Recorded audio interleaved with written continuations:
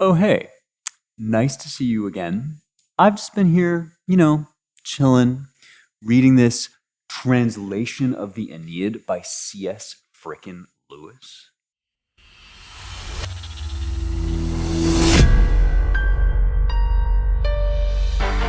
Um, this is a very galaxy brain experience. So, when I was getting ready to start talking about the Aeneid on the show, I was thinking I should do some translation episodes about the Aeneid because I like to do one long episode every week where we talk about a great work of literature. And then, as you know, I'm really into talking about translation, ancient languages, foreign languages generally, what it means to do translation, why we need multiple translations.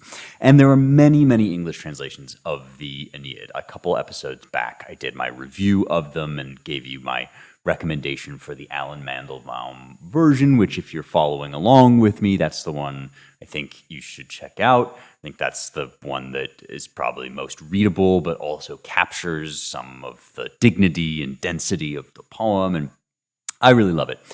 But in the process of researching some of the other ones, I found this long list of every available English translation, or at least every available translation that the author of the list could find. I'm scrolling through, I'm like, yeah, Shadi Barch, yeah, Sarah Rudin, yeah, Alan Mandelbaum.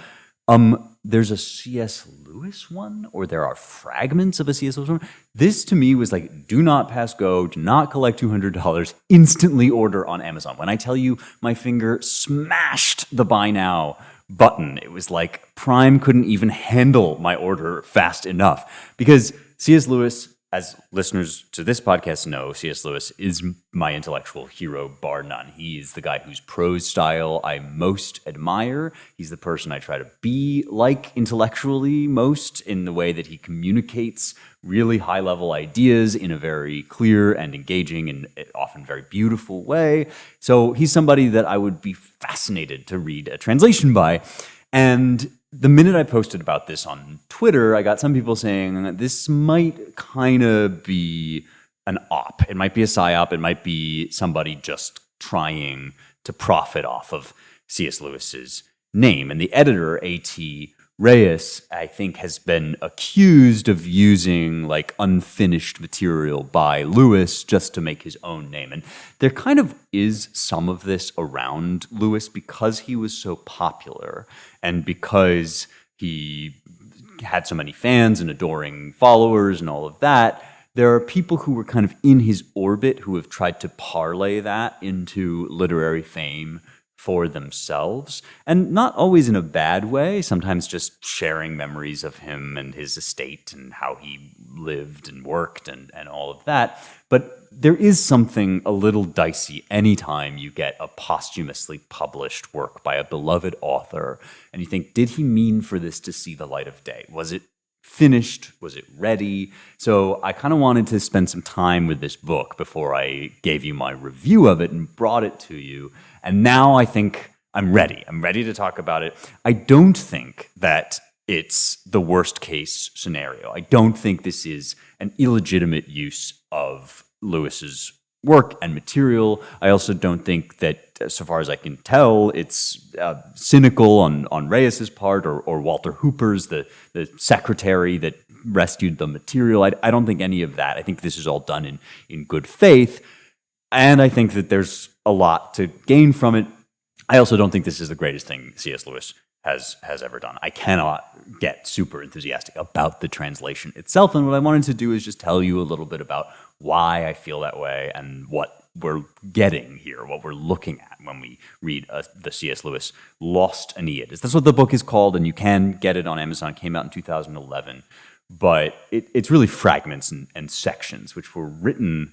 I was amused to discover he had written them down in like blue exam books, which those of us that took written exams in high school and college will remember what these things look like. But he, I guess, was a teacher. Lewis was a teacher, so I guess he was using like extra material. And there's some fun stuff in the introduction here about how Lewis would just move constantly from project to project and always be like 100% on. He sounds a little bit like my experience of Jordan Peterson, who is just like always fully and intensely attentive to whatever it is that he's doing at any moment. That's what Jordan is like in person, and Lewis sounds a little bit like that. The best part, honestly, of this volume is the introduction and the stuff up front. So actually, I think Reyes and Hooper both did a really great job of presenting this material, but I do think that they talk it up in a way that is obviously part of their job. When you present material, you want to tell people why it's interesting and give them the best possible case for reading this stuff. I don't think that Lewis's translation really sings or blows me away. And I'm going to describe a little bit about why I think that is, and why some of the things that I love about Lewis as a scholar didn't produce the best possible Aeneid translation. And this is something that, out of my love for Lewis, I feel like I should be honest about. I want everything by Lewis to be amazing, and I want it all to be like Paralandra level, That Hideous Strength level, Weight of Glory level stuff and material, but it's because I respect and admire him so much that I feel like it's important to criticize him and not to just be like a hero worshiper of him. So I want to spend some time today like talking about why I don't think this translation is the best one. And even if it were in full, it's probably not the one I would recommend, even though it's really, really cool and interesting to have this insight into Lewis's relationship with this poem, which he loved very dearly and which he commented on brilliantly. He was a brilliant reader of the Aeneid, just not the best translator, I don't think. So let's get into it. But first, I want to remind you about my friends at Field of Greens. This is a new sponsor this year to help you meet your diet goals. And this is important for people that listen to this show, people like me and you probably who like nerdy stuff, who like literature, who like reading and thinking. We can't just be brains in jars. We have to be out there in the world. It's good to have some kind of physical activity in your life. Personally, I really like weightlifting, but whatever it is, you got to be a mens sana in corpore sano, a sound mind in a sound body. And part of that is diet. Part of that is not eating junk all the time. And part of that is finding healthy ways to like incorporate nutrients into your diet. And the most important thing about that is you'll feel better. It's not like you're depriving yourself of some great lifestyle by not eating garbage constantly. You will actually have a better life, be happier, even enjoy your food more if you eat well. But we are all human. None of us eats perfectly 100% of the time. And so we need a kind of diet that can be balanced and healthy without requiring that we be locked in 100% of the time and always be getting exactly the right level of nutrients in every possible meal at every possible moment and maximizing our abilities. You know, we can't just be like Brian Johnson, just like spending every moment kind of weighing out another legume on the scale. And that's what's great about Field of Greens, is that it creates that wiggle room by offering you an easy way to drink your 5 servings of fruits and vegetables a day. You're supposed to get 5 servings of fruits and vegetables a day. Nobody has time to do that. At least I don't have time to do that. And so Field of Greens has been a great addition to my repertoire. And if you drink it every day, you'll start to feel more energy. You'll start to feel all those benefits that come from a good diet without having to, I don't know, like chop up vegetables for hours and hours every day or whatever you would have to do otherwise to get these same nutritional benefits. So here's what you got to do. Go to fieldofgreens.com, enter the offer code HERETICS, just like in the title of this show, HERETICS, and get 20% off your first order at fieldofgreens.com, offer code HERETICS. If you do this every day, you'll start to feel better. You'll notice changes pretty quickly, and your doctor is almost certain, I think, to comment on your improved health. In fact, he's guaranteed or your money back to comment on your improved health after using Field of Greens every day. Fieldofgreens.com, offer code HERETICS. Go check it out.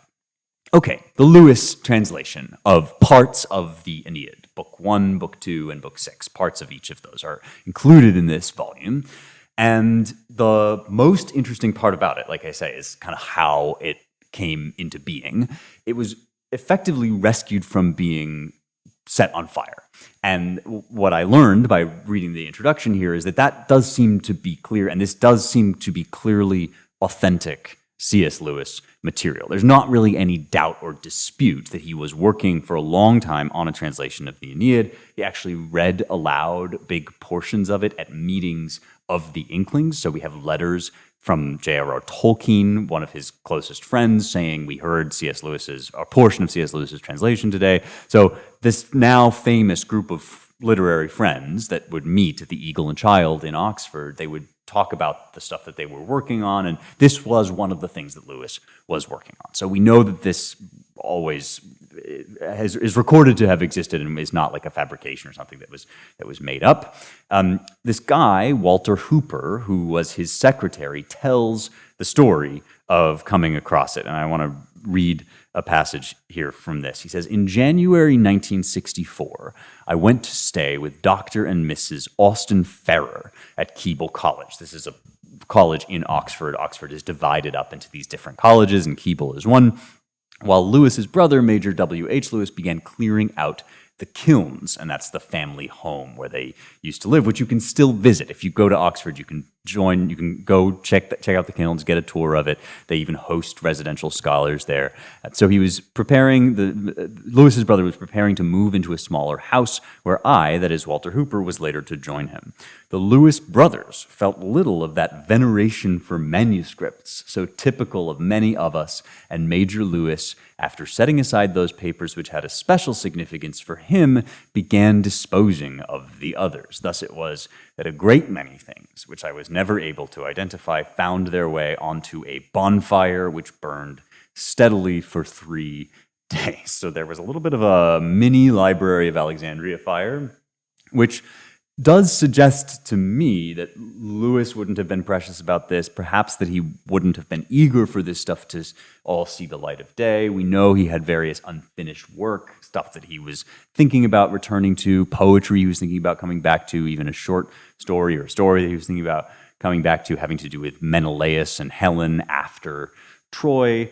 And in general, my instinct with this stuff is to let sleeping dogs lie. In other words, I don't feel that we need, it would be awesome if Lewis had finished this work. It would be awesome if he could live forever and continue making amazing stuff, but God gives us exactly as much time on this earth as we have, and the reality is that he didn't finish a lot of this stuff, and so it wouldn't have been in a state to be finished. Now, there are some exceptions to this, and I think this material counts as part of it because, for instance, Lewis had read this aloud to his friends, and he has now a literary stature that when this stuff is presented in a responsible way, as it is here, it can be really interesting to look at what he was able to do and some of the things that occupied his time, as long as we have a context for understanding kind of what's going on. But Lewis clearly was not eager to have every scrap of paper that he ever made or wrote upon preserved.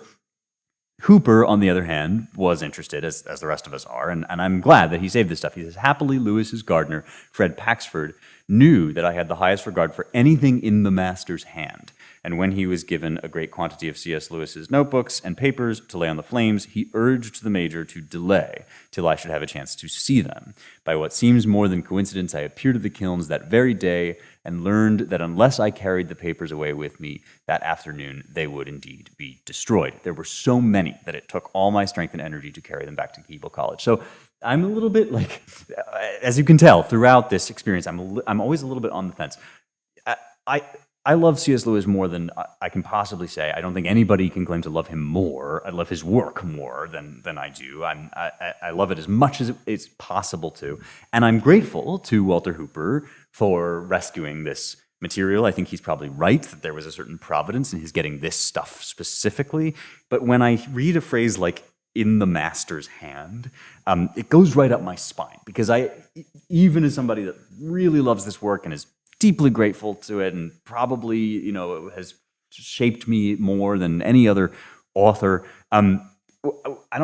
There's a kind of a reverence, a great man reverence that arises around people when people know somebody famous that makes me nervous and antsy. So that part of it kind of set me on edge, but I was brought, I guess, down off the ledge a little bit by reading A.T. Reyes's introduction, which makes, I think, the best possible case for this work and explains a little bit of what kind of material we're looking at, explains what Lewis's concerns were. And we can get some feel for this by reading his translation, or rather his preface, to Paradise Lost. So one of my favorite underappreciated pieces by C.S. Lewis is his preface to Paradise Lost, where he writes a lot about Milton. But in the context of that, he gives us this famous distinction between primary and secondary epic. And primary epic is like Homer and the Beowulf poet. Beowulf is an example for him of primary epic, and this sort of sung, poetic, ceremonial kind of performance, the stuff that would have been sung by a king or a noble in a context of high solemnity.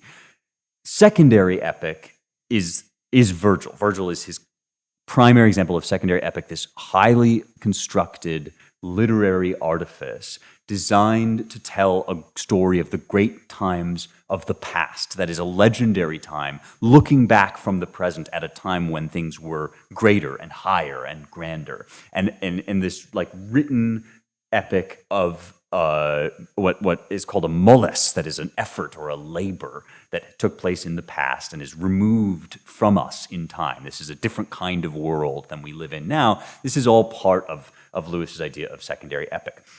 But he had two objections. Lewis had two objections to the way that modern translators and critics tend to deal with Virgil.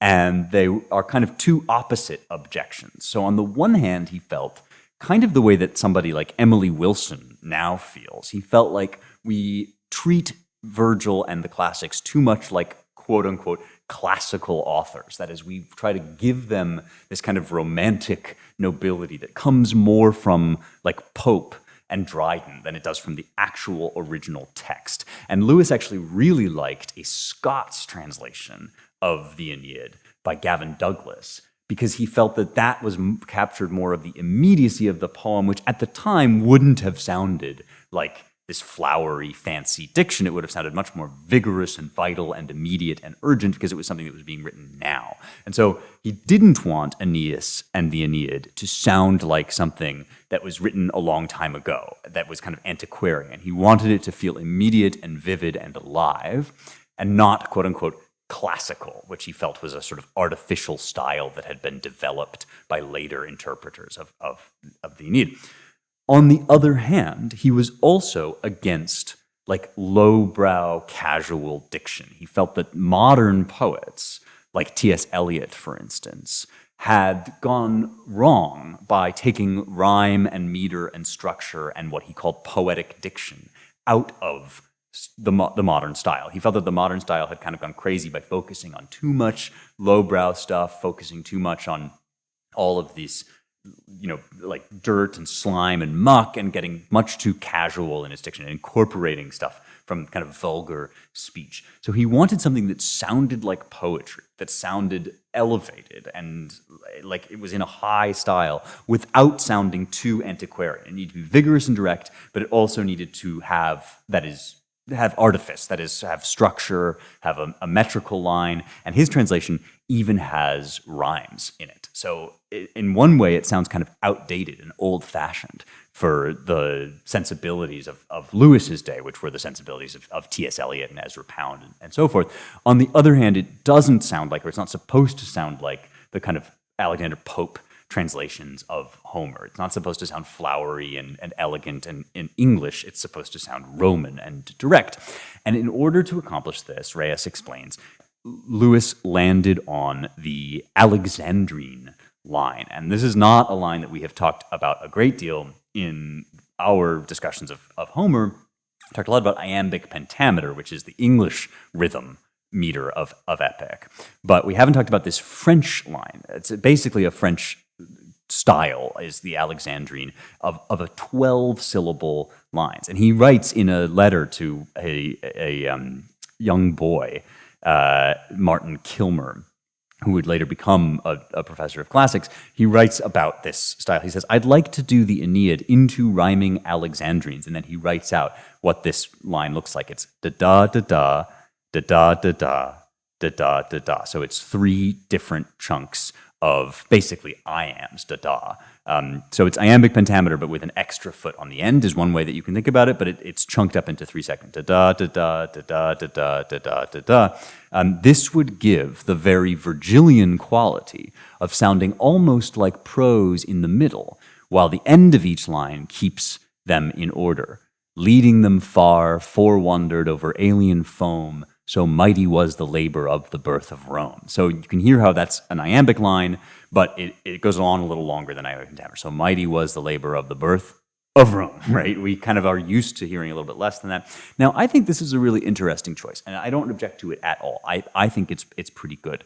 I like the way that this rhythm sort of spills over, and some of these lines are really beautiful. So mighty was the labor of the birth of Rome. And not whenever, but most of the time when Lewis quotes chunks of Virgil, he will do it in his own translation in these Alexandrines. And some of it is very, very lovely and very beautiful. Here's what doesn't quite work for me in this translation. I don't think Lewis was right about T.S. Eliot. And that's a really basic and simple way to put it, but it speaks to a much larger stylistic concern.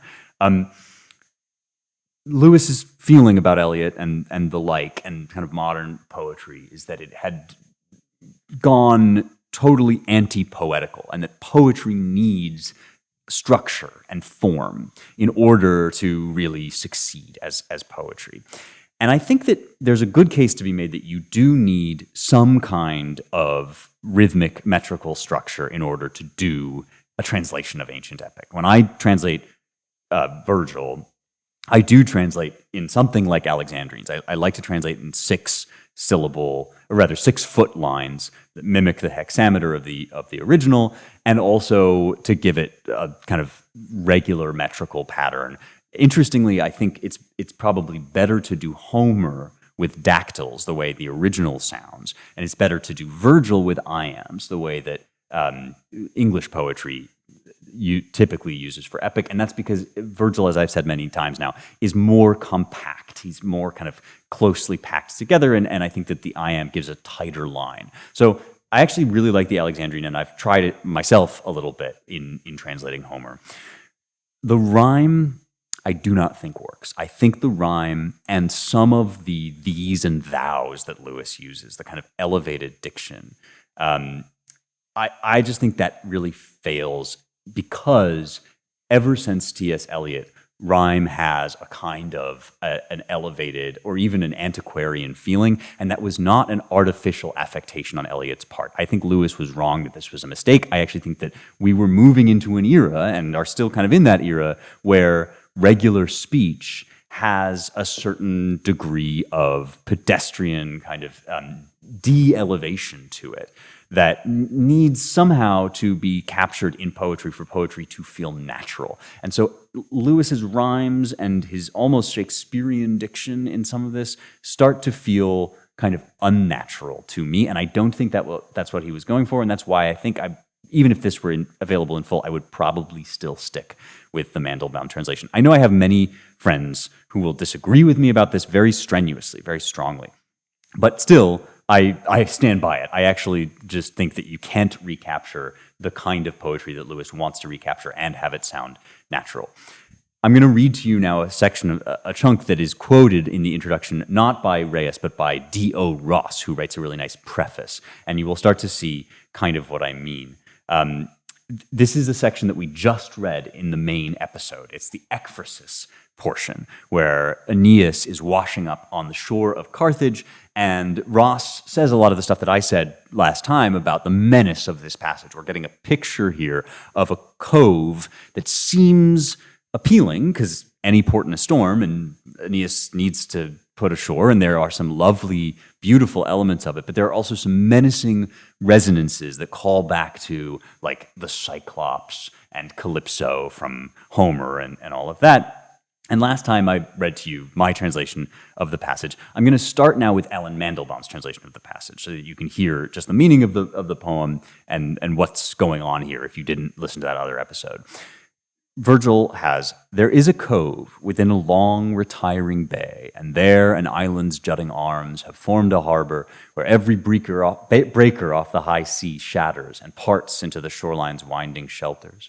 Along this side and that there towers vast, a line of cliffs, each ending in like crags. Beneath the ledge's tranquil water lies, silent and wide, the backdrop, glistening forests, and, beetling from above, a black grove thick with bristling shadows. Underneath the facing brow, a cave with hanging rocks, sweet water, seats of living stone, the home of nymphs. That the passage ends with this phrase, nympharum domus, the home of nymphs, and gives us a sense that there's something magical about this place, as well as something a little bit menacing with phrases like rupes geminique minantur, the twin peaks threaten in caelum scopuli. The twin peaks of the cave threaten the sky, or threaten toward the sky. It's very, very difficult to get exactly the meaning of the Latin there, because minantur in caelum is sort of a difficult phrase. But they're basically threatening, menacing crags that rise up around this Pacific peaceful bay. And so now here is Lewis's Virgin.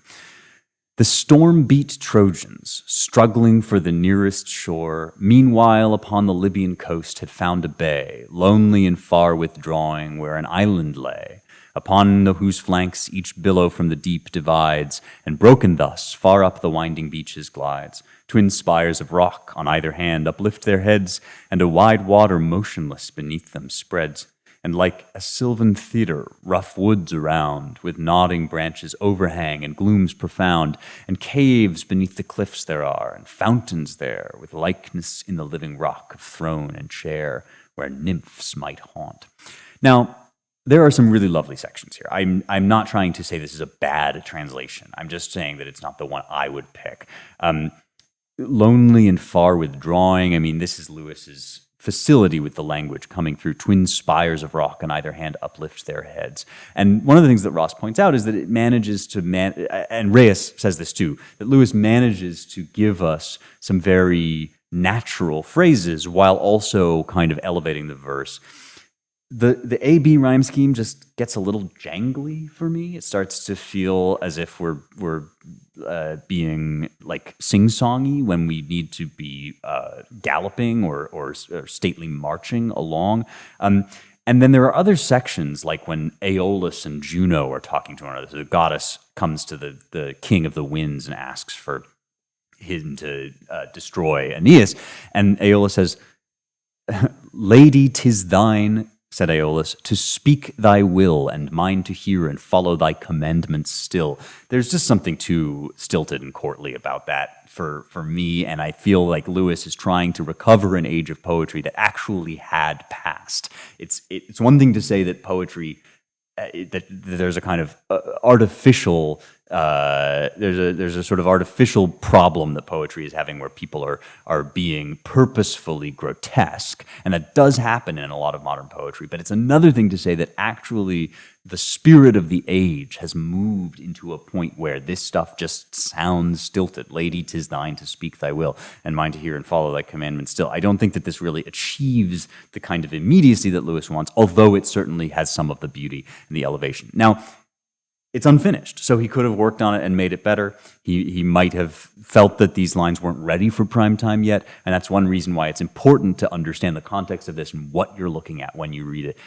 If you do, and if you're interested in Lewis and if you're interested in the Aeneid, this is a great book to have, man. I'm really glad I own this, and I definitely have been interested to see what Lewis did with it. Like I say, this is a poem he loved and read throughout his life again and again, and I will come back to some of his comments on the Aeneid as we go through in the main episodes, our series on the story of Aeneas and the kind of resonance of the poem. But I just don't think you can write "Lady, 'tis thine" these days and make it feel natural and good. "Lady, 'tis thine, and mine to hear and follow thy commandments still. To thee I owe the countenance and grace of Jove, my scepter and my portion in the feasts above, and this the cloud and tempest, my committed trust." I actually like that kind of stuff better when Pope does it, because at least it's natural to Pope's era, whereas Lewis, by his own admission, self-avowedly, self-consciously, is digging in his heels against modern trends in poetry.